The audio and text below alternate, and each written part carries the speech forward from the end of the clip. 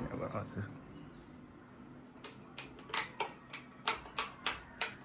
So good morning guys उठेर नुहाइयो मेरो birthday आज बर्थडेको दिन केही गरम भनेर चापट लिएर चाहिँ गाईहरूलाई खुवाउन जाँदैछु यो हाम्रो चरङ्गेदेखि चाहिँ यो भल्री गौशाला एकदम नजिक छ नि त त्यही भएर त्यहाँ चाहिँ म गाईलाई चापट खुवाउन जाँदैछु है कति मान्छेलाई मात्र खुवाउने होइन जनावरहरूलाई नि खुवाउँ भनेर म आज जाँदैछु गौशाला म बाटोमा देखाउँछु है happy birthday to me let's go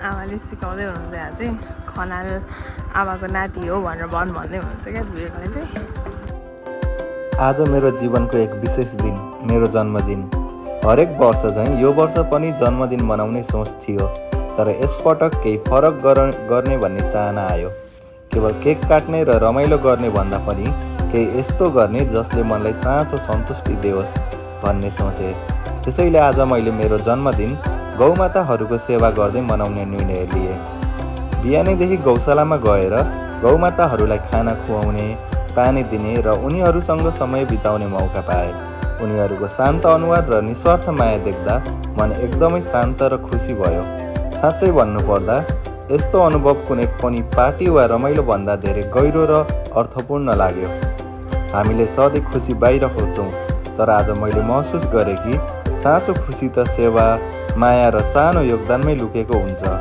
गौमाताहरूलाई खुसी बनाउँदा म आफै भित्रबाट खुसी भएँ यो देवदह भलुईमा पर्छ हजुरहरू पनि आएर आफ्नो जन्मदिन यसरी गाईहरूलाई खाना खुवाएर मनाउन सक्नुहुनेछ यहाँ करिब 500वटा गाईहरू छन् ल सो गाइज हामीले चाहिँ आधालाई बाटाबाट खुवायौँ 400वटा गाईलाई खुवाउने अलि ऊ भएन हामीले चाहिँ यहीँ सामानहरू यहीँ छोडिदिएका छौँ दाइहरूले आफैले खुवाउनुहुन्छ है सो अब हामी चाहिँ जान्छौँ केबुलका कामाख्या मन्दिर जान्छौँ है यो गोबरको ऊ बनाएको होइन यो गोबरको डाँडा बनाएको हो क्या यहाँ चाहिँ जे होस् तपाईँहरूले अब कतै गाडीहरूले हानेको गाईहरू हुन्छ नि रोडमा गाडीहरूले हानेर भागेको गाईहरूलाई चाहिँ यहाँ कन्ट्याक्ट गर्नुभयो भने रेस्क्यु हुन्छ अनि यहाँ ल्याएर राख्नुहुन्छ यो चाहिँ कहाँनिर हो भन्दा ठ्याक्कै यो चरङ्गेदेखि भल्लुईको बिचमा ठ्याक्क भल्लुई आउनु अगाडि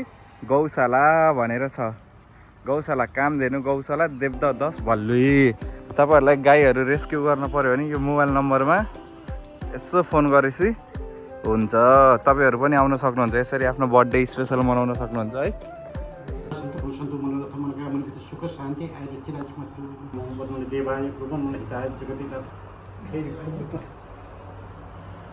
हामी चाहिँ अब निस्किँदैछौँ गाइस लोग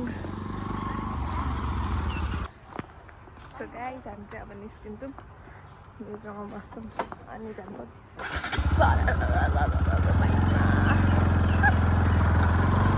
मैले चाहिँ समातै मैले चाहिँ गोप्रो लाएन यहाँ गोप्रो लाउनु ठाउँ छ गोप्रो किन लाएन भन्दा यस्तै हेलमेट खोल्न पर्छ के गर्न पर्छ गोप्रो किन लाएन भनेर भन्दाखेरि तिम्रो स्ट्यान्डमा यहाँ छँदैछ त किन चाहियो गोप्रो यो चाहिँ यही हो कि काम धेनु हामी अब हाइवेमा निस्किँदैछौँ म हाइवे देखाउँछु तपाईँहरूलाई बाटो यस्तो छ वान ह्यान्डले चलाउनु पर्छ मोबाइल छोड्नु पर्छ यहीँनिर हो भल्लुई यहीँ छ यहीँनिर हो चरङ गइसक्यो मजा आयो पिसफुल एकदम पिसफुल ठाउँ छ 400-500वटा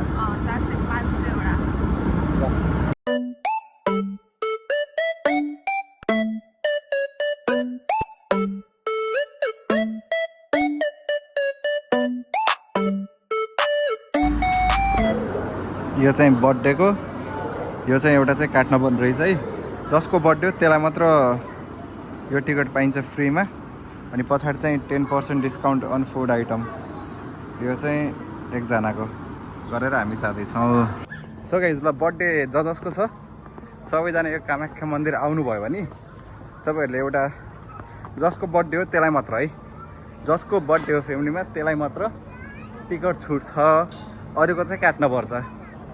अनि यस्तो स्लिप पाउनुहुन्छ, यो स्लिप पाउनुहुन्छ, अर्को नर्मल टिकट पाउनुहुन्छ, एकजनाको चाहिँ काट्नुपर्छ। अनि माथि चाहिँ अष्टचिरञ्जीवीको पूजा हुन्छ, त्यही भएर म यो मन्दिरमा आउन लागेको। मजाले बर्थडे भएको जतिलाई मजाले पूजा गरिदिनुहुन्छ।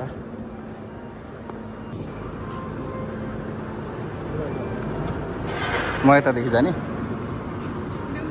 त्यही छ। उसको त स्क्यान गर्न पर्यो। राख है त्यो टिकट मैले। ल त्यही भएर यो टिकटदेखि लाइक सोमा छ कि गाइस। के छ भन्दा टिकट देख्ने बित्तिकै 7,000 छ यिनको।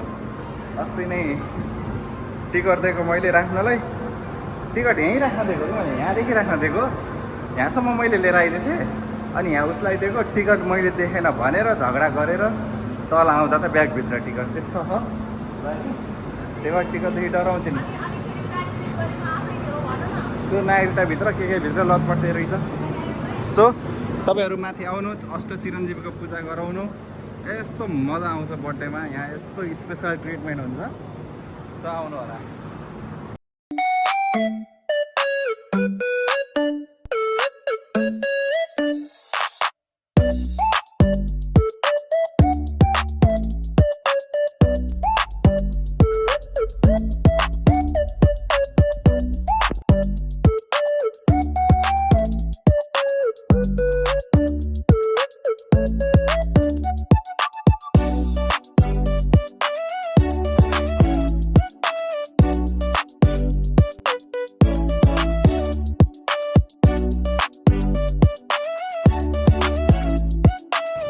ल है जम्मा 178 सिडी छ है, धेरै होइन, जम्मा 178 छ।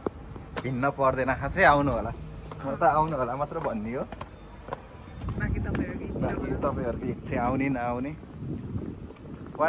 2 वे टिकट चाहिँ 750 छ। अब यही केबल कार खोलेको ओडामा हुनुहुन्छ भने चाहिँ 400 हो कि कति छ यार, अझै डिस्काउन्ट छ। लोकल भनेको यो जुन केबल कार कुन ओडामा पर्छ त्यो ओडाको मान्छेलाई चाहिँ नागरिकता लिएर आउनु पऱ्यो। सो यो चाहिँ टपको स्टेसन। अब अल्छी नगर। माथि मन्दिर पुगेपछि थाहा भयो कि मन्दिर त 12 बजेदेखि बन्द हुँदो रहेछ। हामी त्यहाँबाट फर्कियौँ। हजुरहरू जानुभयो भने 11 बजे मन्दिर पुग्नु होला।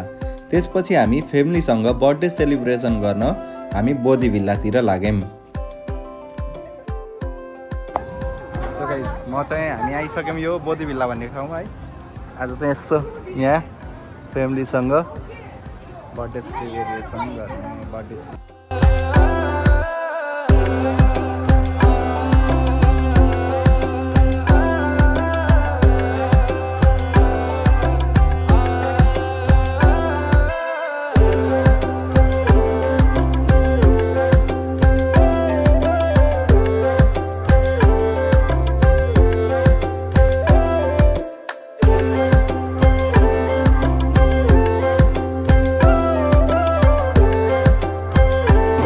बोधी भिल्ला आइसक्यौँ। अब यहीँ हाम्रो फ्यामिली बर्थडे यहीँ हुन्छ है।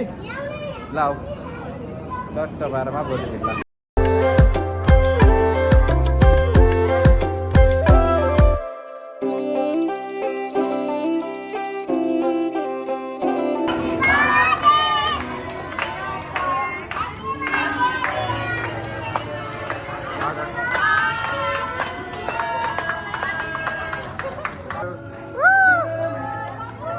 मम्मीलाई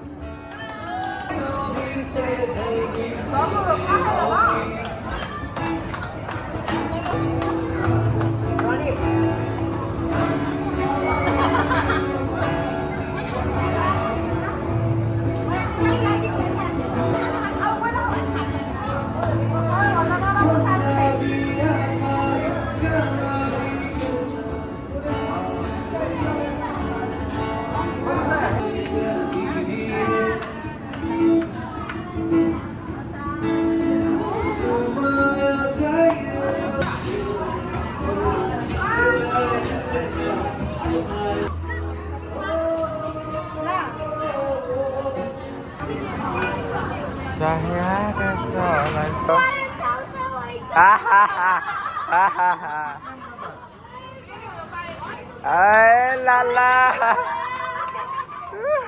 ओए ला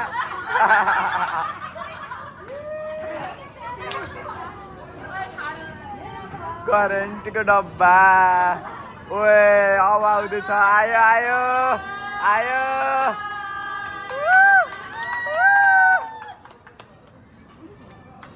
अरू अरू ओ त्यो लास्टमा अहिले अहिले खोल्यो खोल्यो ल होइन होइन यो अन गयो यो जोड्न पर्छ एकचोटि जोड्न उ त्यहाँ हटा हटा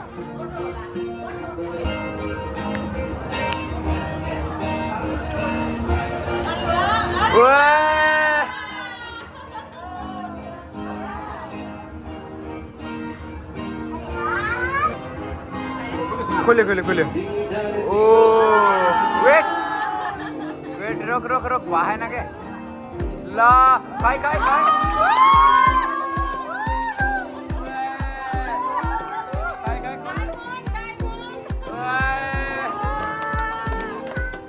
ल ल ल लगाइदियो लगाइदियो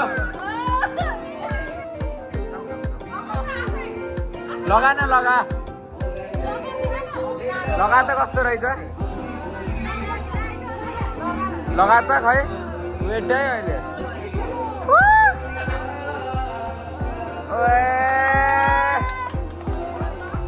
लभली है होइन सही छ